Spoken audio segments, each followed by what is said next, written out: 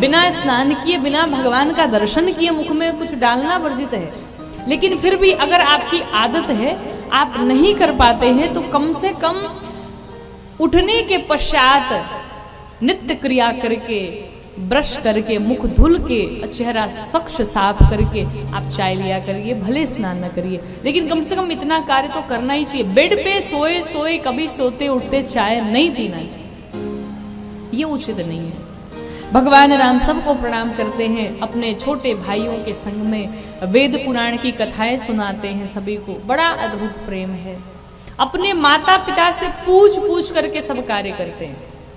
देखिए, बच्चे जब बड़े हो जाते हैं, समझदार हो जाते हैं, किसी पद पर चले जाते हैं, ठीक है, वो समझदार है, उनका डिसीजन है, वो खुद ले सकते हैं, लेकिन फिर भी यहाँ में ये सीख मिलती है कि हमें एक बार अपने माता पिता को अवश्य बता देना चाहिए। क्यों? उन्हें अच्छा लगता है कि हमारे बच्चे हमसे पूछ रहे हैं। करना आपको ही है, मालिक आप ही है, सब कुछ आप ही करेंगे, लेकिन फिर भी अपने माता पिता से पूछ करके हर कार्य करना चाहिए।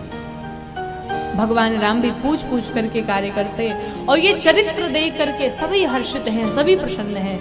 भगवान इस प्रकार से अयोध्या में वास करते हैं। अब ये कथा थोड़ी बदलती है, और ये कथा पहुंची श्री राम अयोध्या जी से कहा बक्सर में पहुंची।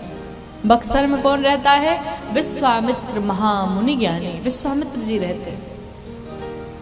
जब भी यज्ञ करने जाते तो दक्षिण दिशा से मारीच, सुबाहु, दुष्ट राक्षस आते यज्ञ का विध्वंस कर देते हैं। जीवन का भी कुछ ऐसा ही हाल है। जीवन में जब आप कुछ अच्छा करने जाते हैं ना, तो 1000 लोग आपको रोकने आते हैं, 1000 लोग आपके पैर खींचने आते हैं। जब भी आप कोई बुरा कार्य करते हैं, उसमें आपको कोई रोकने वाला नहीं मिलेगा, बल्कि आपका साथ देने वाले लोग मिलेंगे समाज में, जो चाहते हैं कि आप कहीं गिर जाएं, आप कहीं गर्त में फंस जाएं। बुरे कर्मों में कोई बाधाएं नहीं आती महाराज, जितनी बाधाएं आती हैं अच्छे कार्यों में आती हैं।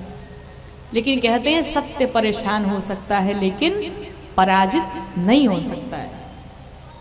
आप सत्य के मार्ग पर अगर चल रहे हैं, भगवान पर विश्वास रखे हैं, तो निश्चित एक दिन आपको सफलता मिलने वाली है।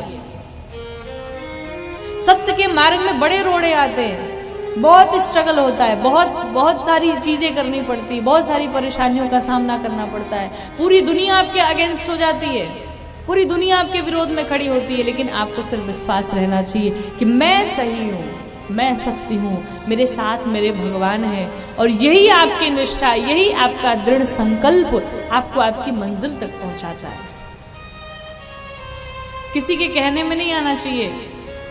कई बार लोग कहते हैं ना, 4 लोग क्या कहेंगे, 4 लोग सुनेंगे तो क्या कहेंगे, 4 लोग देखेंगे तो क्या कहेंगे। महाराज, ये 4 लोग बड़े खतरनाक होते हैं, बड़े खतरनाक। और यही 4 लोग का जीवन देखते देखते यही 4 लोग घाट तक पहुंचा देते हैं।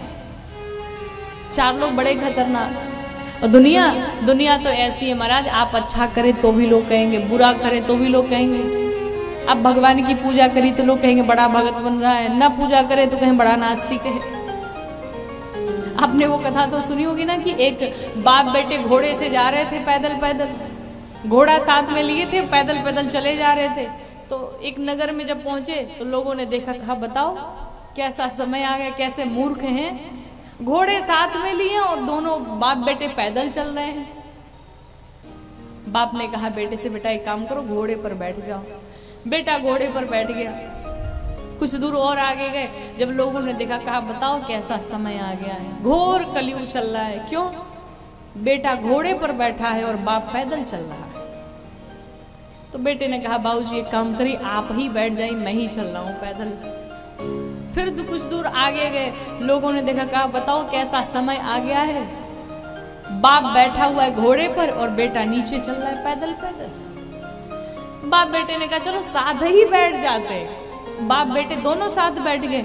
फिर लोगों ने देखा, कहा बताओ कैसा समय आ गया, जीवों पर लोग दया करते ही नहीं है। क्यों? बाप बेटे दोनों सवार होकर के बैठे, बताओ घोड़े की जान लेंगे क्या? मतलब कहने का अर्थ है, लोग आपको किसी तरह चलने नहीं देते हैं। यहाँ तो लोगों ने भगवान को नहीं छोड़ा महाराज, तो हम साधारण इंसान क्या है। आप अपने जीवन में अपने कार्य को करते रहिए, दुनिया क्या कह रही है उस कान को बंद कर लीजिए और सुनिए, इससे बाहर कर दीजिए। आप अपने कार्य में लगे रहिए। विश्वामित्र जी परेशान होकर के अयोध्या जी में आए और अयोध्या जी में आकर के महाराज दशरथ जी ने जब सुना कि विश्वामित्र जी आए हैं, बड़ा ही आओ भगत सेवा सम्मान सत्कार किया, भीतर लेकर के आए, उन्हें बिठाया।